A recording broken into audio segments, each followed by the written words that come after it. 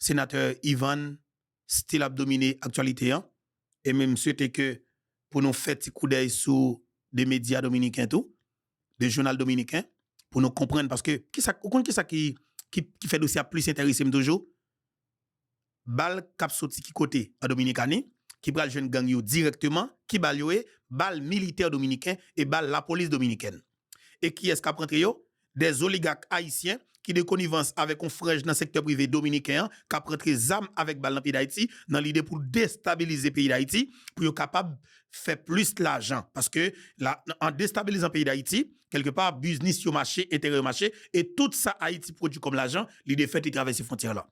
Et dans audio Gary Koni et la dernièrement il dit clairement et que oligarque pas de pièce projet d'investissement dans le pays d'Haïti. Par conséquent, il a fait tout ça qui est capable pour yo rentrer l'argent dans faux contrat, dans vieux contrat pour l'État pour yo broter l'argent par millions pour investir qui côté la caille voisin. Est-ce que nous avons quitté ça continue toujours comme peuple? Nous sommes pays, nous sommes peuple tant que tout peuple. Messieurs dames, on nous prend tête nous sérieux. On nous garde tête nous dans miroir. Et ça cause on dit dans combat que nous mené, il faut que nous ayons des gens comme modèle ou bien tout l'un besoin de bataille bien, il y a des gens pour nous garder, il y a des gens pour nous comprendre, il y a des dirigeants pour nous comprendre. Et c'est là ça me vient comprendre que Jovenel Moïse, t'es un côté que t'en vient aller. Malheureusement, jeune capitaine Ibrahim Traoré, pas de temps président dans le moment Jovenel Moïse, t'es président de la République là. Parce que si Ibrahim Traoré te fait coup d'état en 2020, et puis il était commencé à établir dans niveau la établir là et Burkina Faso, monsieur que Jovenel Moïse qui check internet là en pile, Jovenel t'a comprendre et combat que capitaine Ibrahim Traoré a mené et que il t'a connaît effectivement moun sa yo, des moun qui ka parler, des modèles comme si des moun qui pour gérer et bon dis nous bien. Pour nous retirer Haïti dans ça qu'elle trouve là, Haïti besoin tout simplement yon moun qui remet Haïti qui pas de connivence avec ni droite ni gauche qui pas ni dans voler avec à gauche ni dans voler avec à droite mais qui pas folie à vivre dans pays étranger mais qui gen folie vivre dans pays pour le moun à vivre tant que moun qui gen sensibilité pour moun qui gen cœur bon Dieu moun qui pote moun qui gen cœur bon Dieu pour tout bon moun qui remet moun et moun ça la automatique yon patriote sans limite. Et c'est ça que capitaine Ibrahim Traoré y est dans le pays Burkina Faso. Comme exemple, ou bien comme modèle, moi suivre monsieur en pile. Et l'homme suivre monsieur dans l'intervention que monsieur fait, me dit faut me partager l'ensemble avec nous. Et ça que monsieur apprenne moi et de me comprendre bien. Monsieur dit me bataille dans le cadre de révolution, faut qu'on toujours communiquer avec peuple, parler avec peuple très souvent. Parle avec eux pour comprendre. Faire comprendre toute démarche ou tout ça fait. Bien que, vraie révolution, c'est l'heure que vous arrivez au pouvoir et que vous avez fait. Et c'est ça, monsieur, a fait. Eh bien, je vais inviter nous ensemble avec moi. Parce que pour nous comprendre vraiment, oui, ça qui a passé dans le pays, je vais inviter nous ensemble avec moi. Vidéo ça, capitaine Ibrahim Traoré. Et que de temps en temps, je vais faire couper pour me faire des commentaires ensemble avec nous. En entendant capitaine Ibrahim Traoré. Très important. Bonjour à tous. Je souhaite donc la bienvenue à tous les jeunes venus des 13 régions qui sont dans la salle et ceux qui n'ont pas pu avoir accès à la salle. À tous les jeunes venus d'Afrique pour accompagner la jeunesse burkinabé, soyez les bienvenus au pays des hommes intègres. J'irai rendre un hommage en 3 phases. La première phase va concerner l'étape alors, comme bien, comme mal, les humains, les génies, les animaux et tout ce qui va avec. Mais nous, humains, avons décidé de faire du monde autre chose. Chez les impérialistes, ils ont une vision du monde que je m'en vais vous expliquer. Le monde se résume en un triangle pour eux. vous verrez le triangle dans la plupart de leurs insignes. Peut-être que vous ne comprenez pas, mais le monde se résume en un triangle. Pour eux, au sommet du triangle se trouve l'empire du bien. Et l'empire du bien, c'est eux. C'est la prospérité, c'est tout ce qui est positif. C'est eux qui ont droit à tout ce qui est bonheur sur ce monde. C'est eux qui ont droit à toutes les richesses. C'est à eux d'imposer leur manière de voir le monde. C'est à eux d'imposer leur vision, leur mode de vie. Voilà pourquoi pendant la colonisation ou leur conquête, je dirais, ils venaient vers nos terres et ils disaient qu'ils ont découvert nos terres parce que pour eux, nous sommes des sauvages. Nous n'avons rien de comme eux, en fait. Donc, ils nous appelaient des indigènes et c'est eux, le peuple. Ils s'arrogent tous les droits. Et pour eux, le monde doit marcher comme ce qu'ils veulent. C'est simple. Je prendrai quelques exemples. Regardez à travers leurs films. Ils ont préparé l'esprit de leur peuple pour les faire comprendre qu'ils sont les meilleurs. C'est eux qui doivent tout posséder. Vous ne direz pas le contraire. Dans tous leurs films qu'ils propagent, vous trouverez toujours les méchants. Ce sont soit les Russes, soit les Sud-Américains, soit les Noirs qui jouent les mauvais rôles de trafiquants de drogue, de proxénètes, de trafic d'humains, jusqu'à un passé récent, bien sûr. Vous trouverez les Arabes qui jouent le rôle des terroristes. Voilà un peu comment ils perçoivent le monde.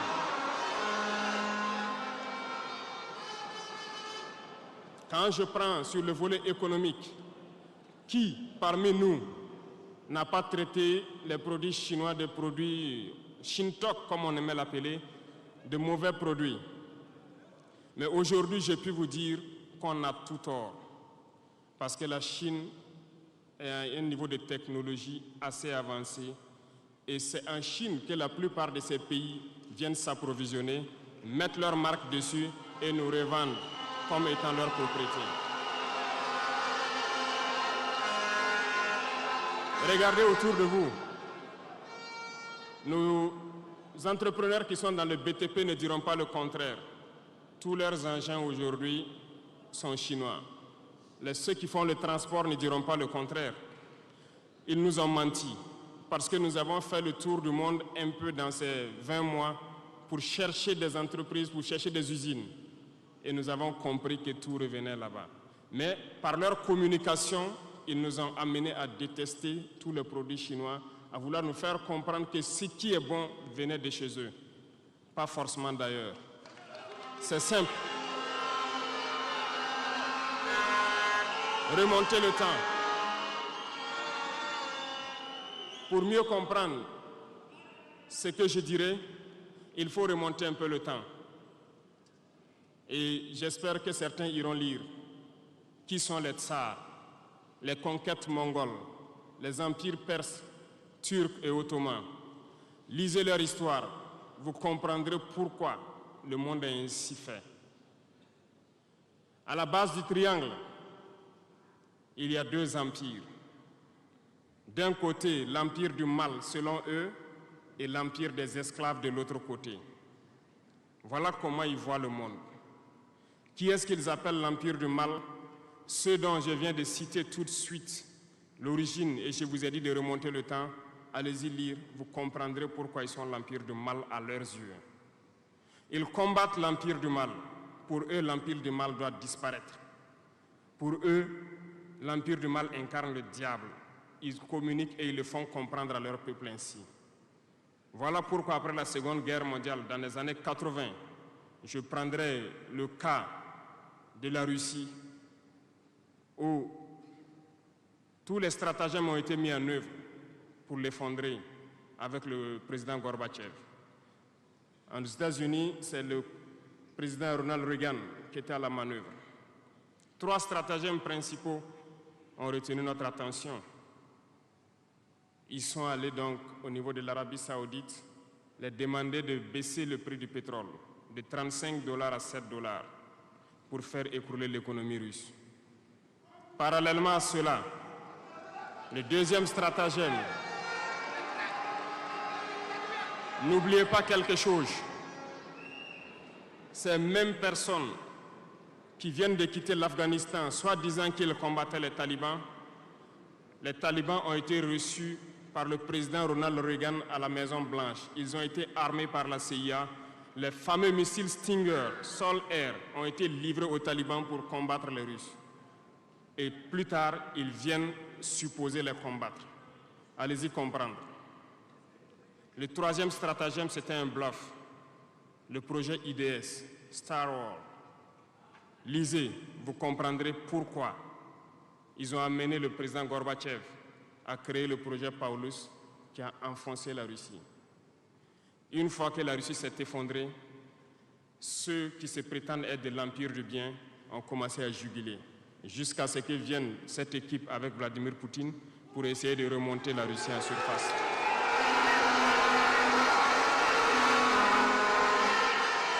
L'Empire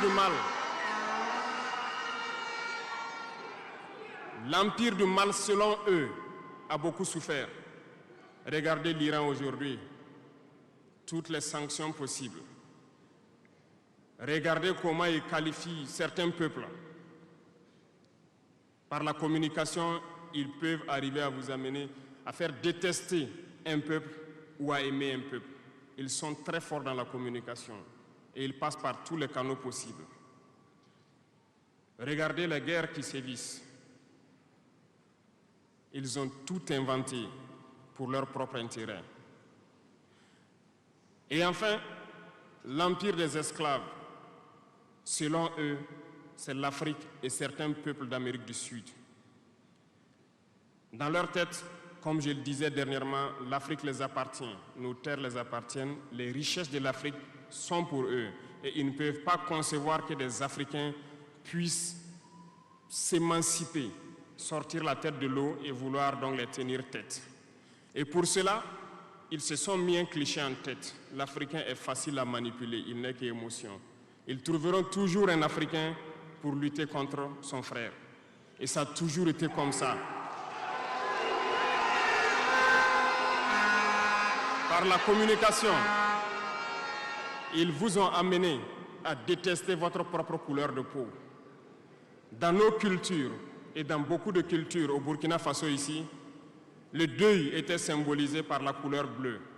Lorsqu'une femme perd son mari, elle portait donc des tenues de couleur bleue pour faire son deuil pendant un temps donné. Ce sont eux qui sont venus vous dire que le noir symbolise le deuil, le diable, la médiocrité, tout ce qui est mauvais. Et malheureusement, nous avons tellement avalé ça que lorsque nous sommes en deuil, nous nous mettons également en noir. Il faut que nous nous réveillons. Il faut que nous nous réveillons parce que voilà le cliché qu'ils ont en tête. Eux, ils sont l'empire du bien, d'autres sont l'empire du mal et nous, nous sommes l'empire des esclaves. Voilà comment les impérialistes voient le monde. Il faut que vous compreniez cela. Et là, je m'en vais faire un coup de gueule à l'endroit donc de certains intellectuels qui continuent de vouloir prêcher pour les impérialistes. Est-ce qu'ils ignorent cette partie de l'histoire? Je n'invente rien. Ça a été déclassifié, vous trouverez tout ce que j'ai dit dans les bibliothèques ou partout sur les moteurs de recherche. Ces intellectuels n'ont-ils pas lu cela? Ne connaissent-ils pas l'histoire de ce monde? C'est peut-être par malhonnêteté ou quelques billets de dollars qui les amènent à toujours prêcher pour les impérialistes. Il faut que nos intellectuels arrivent à tout moment à prêcher pour conscientiser nos peuples, nos masses populaires, pour qu'ils comprennent d'où ils viennent et comment ils sont vus des impérialistes. Clair.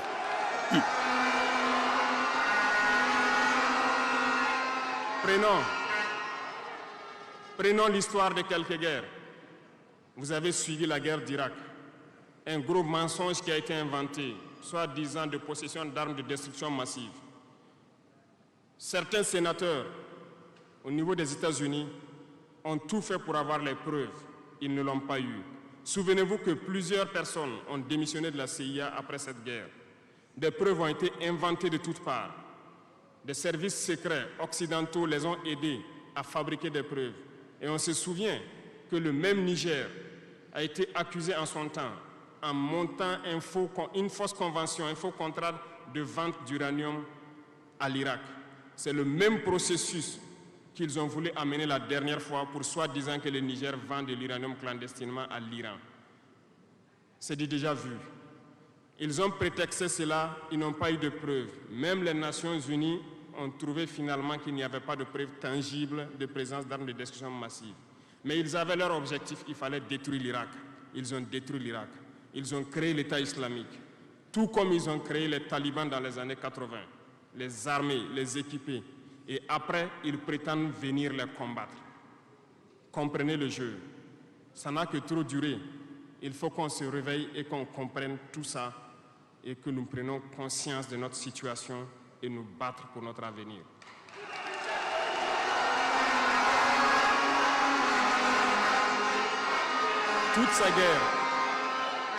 Toutes ces guerres ont été inventées, passant par l'Irak, la Syrie, la Libye, dans le but de déstabiliser le monde à leur profit, parce que nul ne doit pouvoir les égaler. C'est ce que nous vivons aujourd'hui dans le Sahel aussi à travers le terrorisme qu'ils nous ont imposé, parce qu'ils trouveront toujours des Noirs qui vont s'exciter et qui vont prendre les armes contre leurs frères noirs. C'est ce que nous vivons. Ils n'ont jamais quitté ce modèle. Malheureusement, beaucoup de gens leur donnent raison.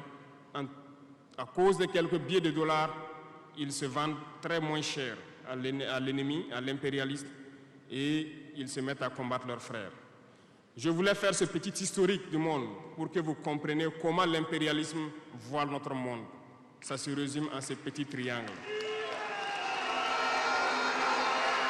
Après cela, dans cette deuxième phase, je dois vous expliquer pourquoi nous devons nous battre. Une petite histoire, en 2015, à Tombouctou, lorsque nous avons rencontré, j'étais chargé de la sécurité donc, de la plateforme aéroportière. Dans les patrouilles, nous avons rencontré des individus qui rôdaient autour. Un de ces individus était manchot. Je lui ai fait comprendre que c'était dangereux de rôder autour de la base parce qu'ils peuvent se faire tuer. Il m'a dit qu'il voulait se faire tuer, il voulait mourir. Et j'ai cherché à comprendre leur histoire. Certains étaient fous, d'autres étaient normaux, mais ils cherchaient à mourir à cause du terrorisme.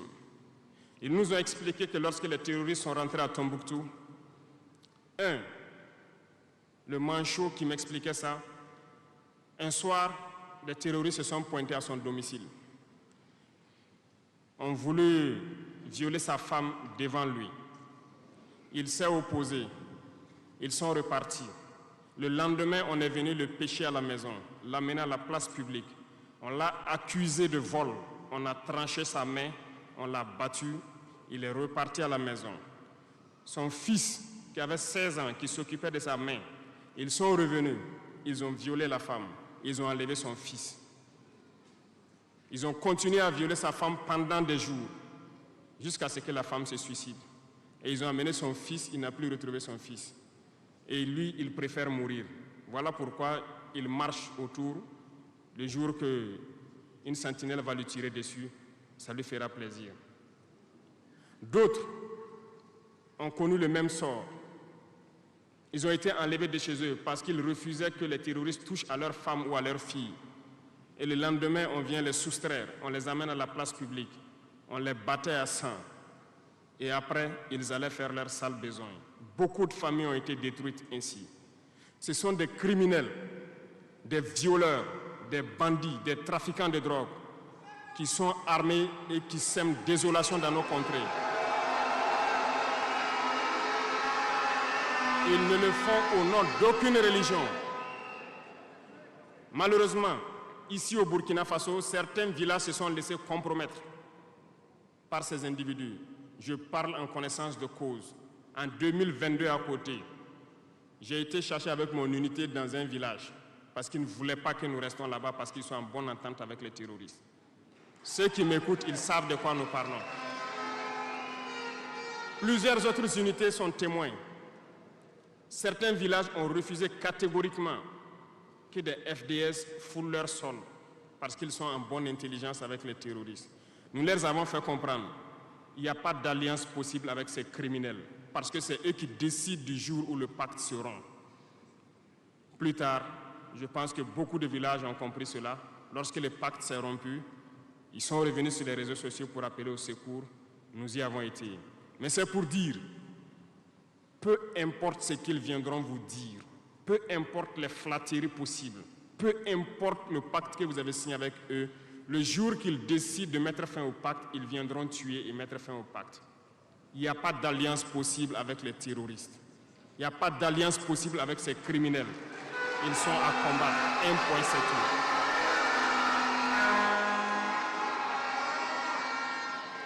Aujourd'hui, nous constatons un phénomène, malheureusement, dans nos villes ici. Certaines personnes se plaisent à passer de cour en cour, à faire comprendre aux épouses de certains FDS et certains VDP, aux familles de certaines personnes tombées pour la patrie, que eux, ils avaient une solution pacifique avec les terroristes. C'est nous qui avons voulu faire la guerre. Voilà pourquoi tout ça se passe. Comment est-ce que des êtres humains, voyant tout ce qui se passe, comprenant le monde, peuvent avoir de tels propos? Ne vous détrompez pas. Soit nous les combattons ou ils nous combattent. C'est tout.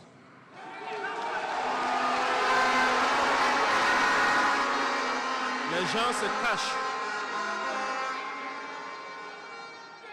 Ces gens se cachent soi-disant derrière un semblant de dialogue ou de négociation. Encore, ils vont vous ramener à traîner dans la boue. C'est ça l'objectif de l'impérialisme, que le fléau dure, que ça dure dans le temps, que vos États ne soient pas structurés et qu'on continue de profiter de vos richesses. Plus ça dure, plus ça les arrange. Et malheureusement, ces individus qui passent de cour en cour font le jeu des impérialistes. S'ils m'entendent, qu'ils arrêtent maintenant, parce qu'ils iront combattre eux-mêmes.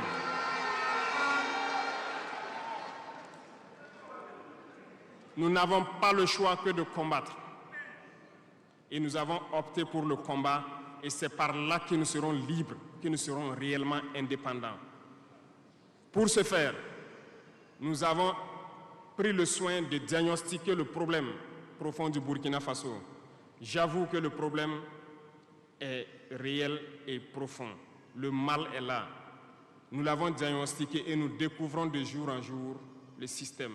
Plusieurs nœuds ont été défaits, mais des nœuds restent à défaire parce que tous les jours que Dieu fait, nous découvrons certaines pratiques. Je peux comprendre, plusieurs décennies durant, ce système s'est installé. C'est devenu comme un gène dans nos ADN. Mais il faut que nous arrivions donc à soustraire ce gène donc de nos ADN et pouvoir construire un Burkina nouveau. Voilà pourquoi dans la troisième phase de mon propos, je m'en vais donc donner des lignes directrices dans certains domaines clés. Nous ne donnerons pas de détails sur notre programme, si on peut le dire ainsi, parce que quand le programme est connu au détail près, ils vont anticiper, ils vont poser des obstacles sur nos routes et nous empêcher d'atteindre nos objectifs. Mais nous pouvons donc nous résumer en quelques mots. Parlant donc du domaine de la défense et de la sécurité, comme vous le constatez, nous avons opté pour le combat. Et pour cela, nous avons doublé presque les effectifs dans nos forces armées. Nous continuons de recruter et je pense que dernièrement, des recrutements ont été lancés côté officiers et sous-officiers et bientôt, dans quelques jours, le recrutement pour au moins 10 000 soldats devrait être lancé. Nous continuerons à renforcer les effectifs pour faire face. Parce que où que vous soyez, malgré le recrutement qui a été fait, il y a toujours le besoin de militaires. Partout au Burkina Faso, certains villages continuent de vouloir la présence militaire. Donc, il y a lieu de continuer à recruter et à équiper. Et je peux vous assurer que nous sommes sur cette lancée. Depuis janvier 2023, nous avons pu lancer un programme d'équipement. C'est vrai, le monde est fou, il y a la guerre partout. Aucune nation ne prend son équipement et vendre, on fabrique pour vous. Ce qui a fait que ces équipements ont traîné près de 18 mois, mais les premiers ont commencé à venir, comme vous avez pu le constater la dernière fois, et les équipements vont continuer à venir, parce que nous voulons que le niveau de notre armée atteigne un niveau jamais égalé dans la sous-région.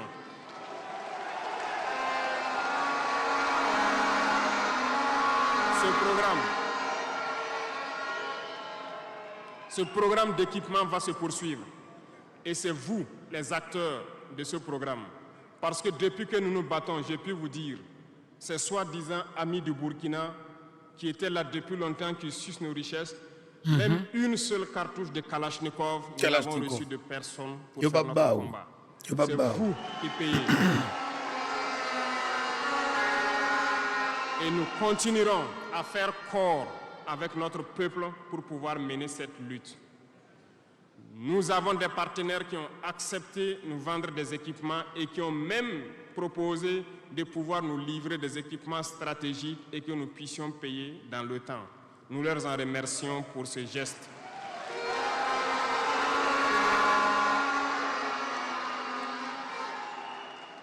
Et nous disons encore merci au peuple qui a compris le sens du combat, qu'il faut que nous nous battons.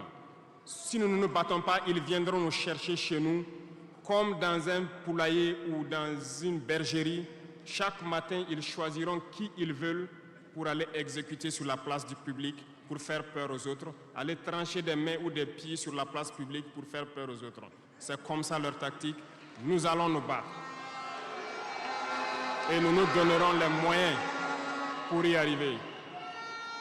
S'il arrive demain que nous sommes coincés dans une certaine lancée, nous viendrons encore vers le peuple et demander encore plus de sacrifices pour pouvoir atteindre l'objectif.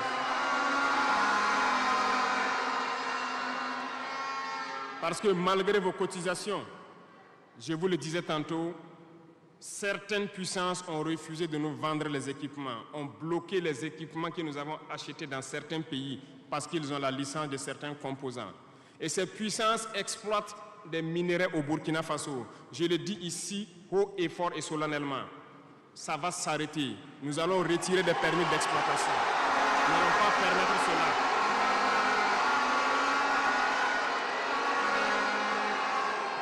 Vous ne pouvez pas exploiter nos ressources et refuser de nous vendre des équipements, faire bloquer nos équipements. Nous n'allons pas accepter. Qu'ils s'attendent, nous allons récupérer nos permis d'exploitation et nous allons l'exploiter nous-mêmes.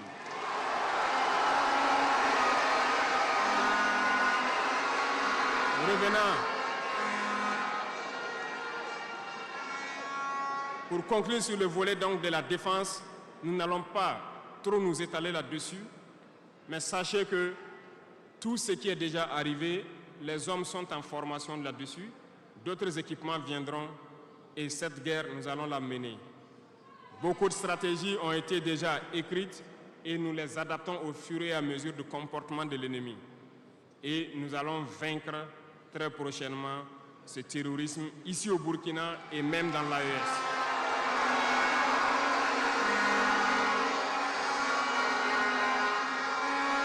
Pour ce qui concerne le domaine donc de la fonction publique, pendant longtemps, nous avons passé le temps à mettre en garde un certain nombre d'acteurs.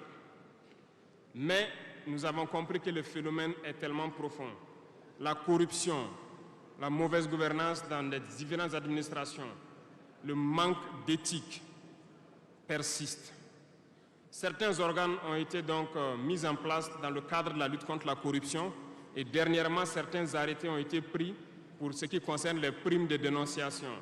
Le dernier acte à poser sera fait avant donc, la fin de ce mois. C'est un organe qui devra siéger dans tous les ministères pour s'auto-saisir de certains dysfonctionnements, des actes de corruption et pouvoir agir. Et ces organes seront prêts. Parce que nous avons beaucoup de gros travailleurs aussi dans l'administration, mais qui sont mis à l'ombre, qui sont souvent mis à l'écart. Parce que pendant longtemps, ce sont les plus corrompus, les plus malhonnêtes qui ont été mis à la lumière, c'est eux qui bénéficient de tous les avantages. Et je dis donc aux travailleurs de faire attention à ces individus qui sont en train de perdre leurs privilèges. parce qu'ils vont continuer de vous manipuler, de vous intoxiquer et de vous envoyer dans de mauvais pâturages. Faites très attention à ces individus qui sont en train de perdre leurs privilèges, parce que nous n'allons pas permettre à ce que une soi-disant élite donc, qui avait été programmée s'arroge tous les droits donc, dans nos différentes administrations. Le dernier organe sera mis en place avant la fin de ce mois et le travail réel va commencer. Vous entendrez dire un peu partout à l'issue de ça que nous ne respectons pas certains textes, nous ne respectons pas certaines lois, mais il n'y a pas de loi ou de textes qui tiennent dans cette lutte lorsque c'est pour l'intérêt de la patrie. Qu'ils se le tiennent pour dire donc nous allons aller dans ce sens. Nous avons donc dans le processus du recrutement adopté une ligne de conduite. Nous sommes en train de faire un diagnostic, de vérifier les présences et de voir les besoins. Il n'est pas exclu qu'au cours de l'année, certains concours soient lancés pour augmenter des effectifs dans certains endroits. Certes, il y a eu d'abord une vague de concours qui a été lancée, mais dans tous les milieux, ils sont en train de faire le point. S'il y a besoin, je dis bien s'il y a besoin, nous continuerons encore de recruter pour être à un niveau acceptable et pouvoir faire fonctionner les différents organes donc, du pays pour le bonheur donc, des masses populaires. Dans le domaine donc, de la diplomatie,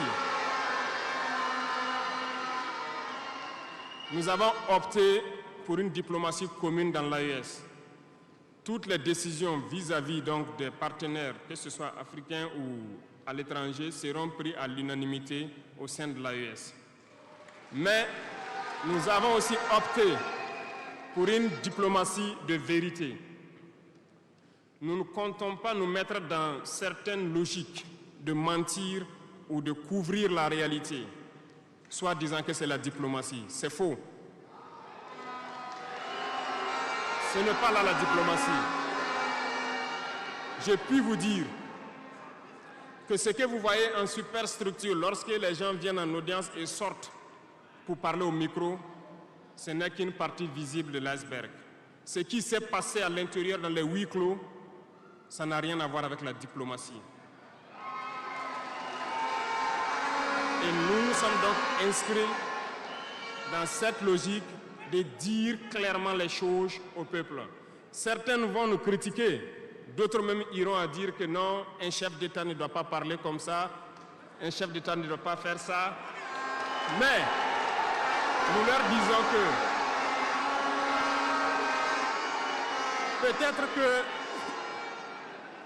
peut-être que ces gens qui critiquent de cette façon lorsque nous disons la vérité, peut-être qu'ils ont une école où ils ont appris à être chef d'État, comment le chef d'État doit être. Sinon, je n'ai pas encore vu cette école. Et pourquoi nous devons ressembler forcément aux autres, faire comme les autres? Nous voulons créer notre modèle, notre identité. Et je pense que le Burkinabé, par définition, c'est l'homme intègre. Nous voulons la vérité. Et lorsqu'il y a la vérité qui sort, même si nous avons fauté, il faut que nous ayons le courage de venir vous dire sur tel côté nous avons fauté, nous demandons pardon. Si vous nous pardonnez, vous nous pardonnez. Mais nous ne voulons plus nous inscrire dans cette diplomatie mensongère. Nous avons, dans une interview, parlé du régime ivoirien. Certains Burkinabés sont montés sur leurs chevaux et critiqués. Je le dis, j'insiste et je persiste. Nous n'avons rien contre le peuple ivoirien, mais nous avons quelque chose avec ceux qui dirigent la Côte d'Ivoire.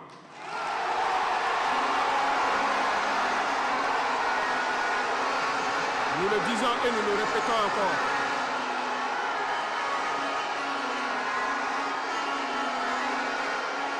Laissez-moi vous dire quelque chose. Et c'est dans partie ça, l'important pour nous, tout prendre ça comme si comparer avec la Dominicanie. Nous pas de problème avec le peuple dominicain. Nous pas alors bien que nous-mêmes nous pas de dirigeants qui parlent pour nous comme ça, peut-être nous-mêmes comme citoyens, nous ca exprimer nous de la façon ça. Nous pas de problème avec dirigeants avec le peuple dominicain, mais peut-être gens dirigeants dominicains comporter yo, nous avons gros problème avec eux. Dans le pays d'Haïti, ça veut dire que ça fait nous pas faire coopération ça pour le tabel, c'est parce que nous pas gagné dirigeants dans le pays d'Haïti, nous avons des esclaves. une équipe volée, une équipe vicieuse, qui cherche manger, eh bien, nèg ça ou pas qu'à représenter nous. Et c'est ça qui est important. Et ça fait fort tant des gens de leaders ça yo, jeunes ça yo. Son jeune garçon qui prend pouvoir à 34 ans, maintenant il a 36 ans et monsieur a fait des réformes tête chargée. Monsieur jeune en pile obstacle sur route li, monsieur mette zam sur monde pour l'avancer parce que monsieur dit fuck Burkina Faso sorti dans ça qu'elle trouve là. Burkina Faso, pays des hommes intègres. On avance. Permettez-moi de vous dire quelque chose. Il y a bel et bien à Abidjan un centre des opérations pour déstabiliser notre pays. Personne ne peut le nier et nous vous ferons les preuves dans les jours suivants. Nous vous montrerons des preuves physiques. Vous allez comprendre de quoi nous parlons. Personne ne viendra nous dire qu'au Bénin, il n'y a pas de base française dirigée contre nous. Nous avons les preuves sous la main. 2 bases importantes.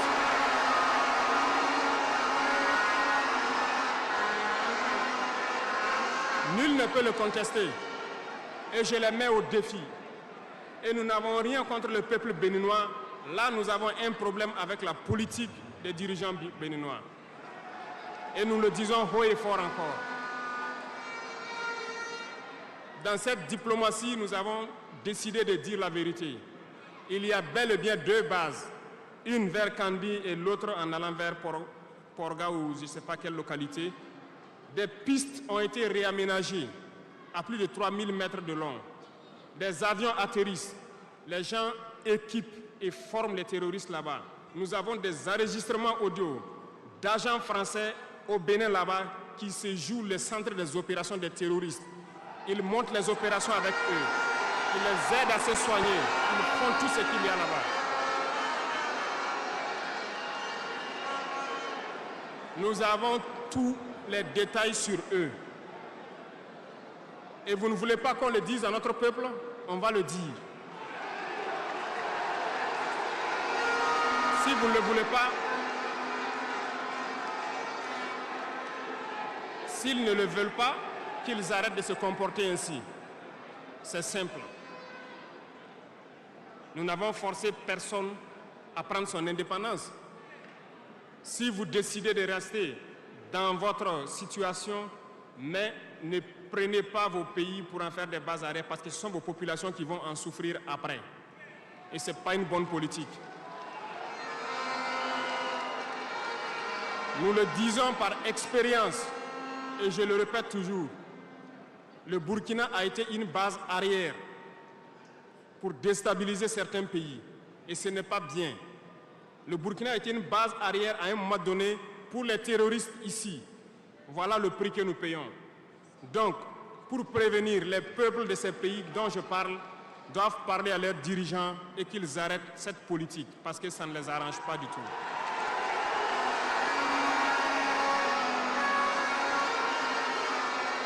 Pour venir,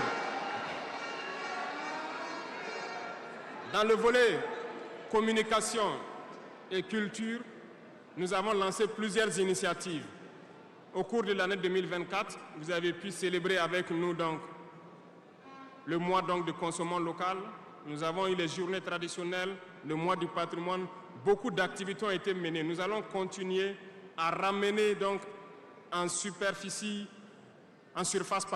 donc notre culture, parce que c'est de là que nous retrouvons notre identité.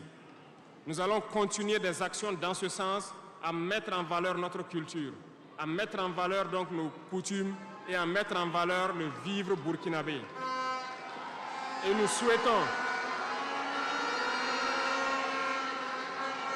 souhaitons que chacun soit acteur de l'émergence du Burkina Faso à travers sa manière de communiquer.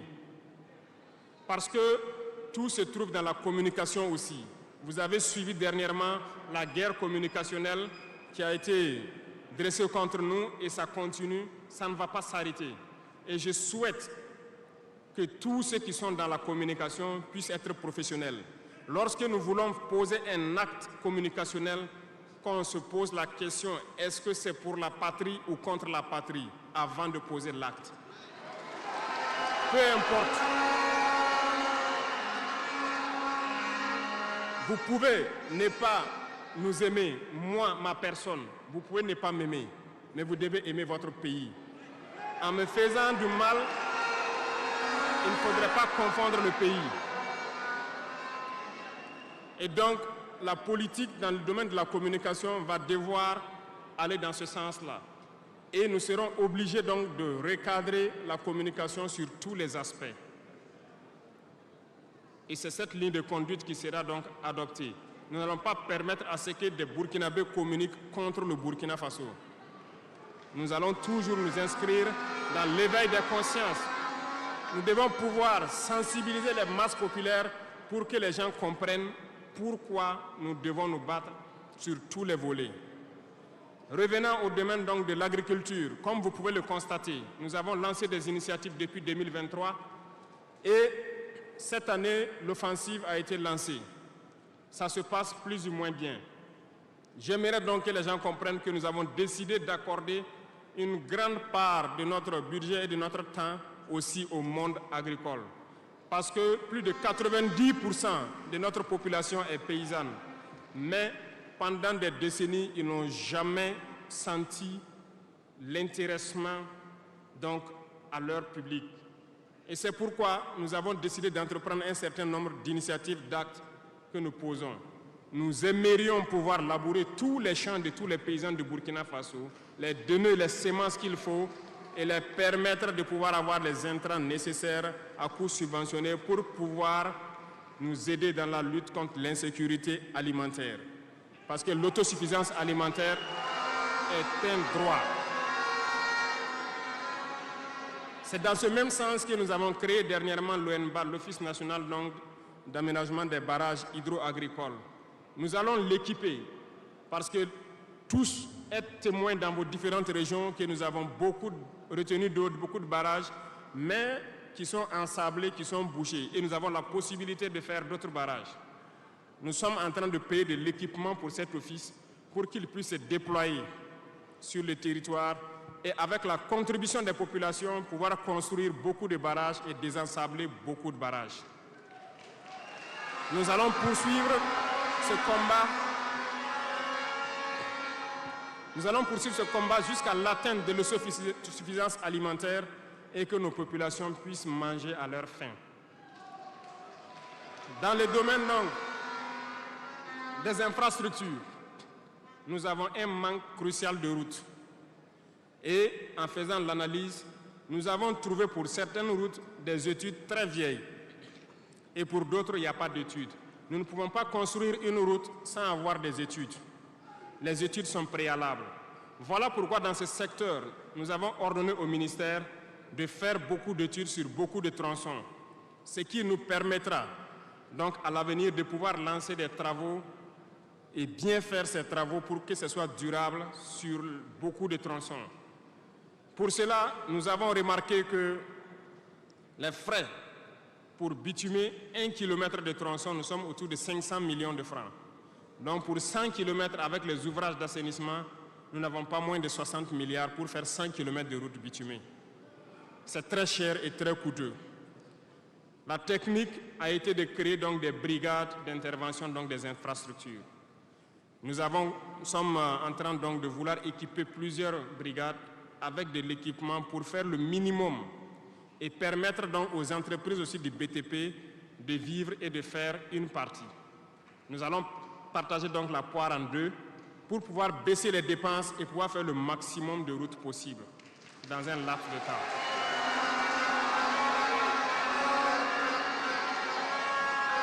Cela donc a déjà commencé et nous allons poursuivre au cours donc de ces 5 années dans ce processus pour que dans toutes les régions, nous puissions quand même pouvoir rallier le maximum de chefs-lieux de province et que nous puissions faire écouler nos marchandises et que les personnes puissent se déplacer sereinement. Dans le domaine donc de l'urbanisme, nous sommes dans un processus de pouvoir redessiner nos villes. Et si vous remarquez, les villes sont trop grandes, si je prends Ouagadougou, mais les infrastructures d'assainissement et autres ne suivent pas.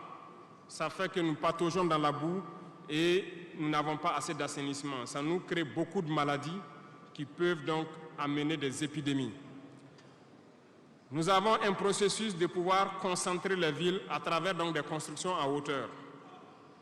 Pour cela, nous avons un plan que nous avons établi pour pouvoir aller d'un quartier et concentrer le maximum et maintenant étendre aux autres quartiers. Certainement, si les gens sont déplacés dans ces quartiers, beaucoup de terres vont se libérer pour pouvoir maintenant dessiner de bons plans pour nos villes. Nous allons commencer par des villes, un certain nombre de villes d'abord, et pouvoir l'étendre à toutes les autres villes. L'urbanisme doit pouvoir donc nous amener à jouer sur le volet de la santé. Parce que si l'urbanisation est bien faite, il y a un bon nombre de maladies telles que la dengue, le choléra et certaines maladies liées aux eaux sales qui stagnent dans nos rues. Nous allons donc avoir un bon résultat dans le domaine sanitaire. Ce qui m'amène donc dans le volet de la santé. Nous avons décidé depuis un temps de rehausser le plateau technique d'un certain nombre de CHR, d'équiper certains centres donc de scanners et d'appareils qui puissent permettre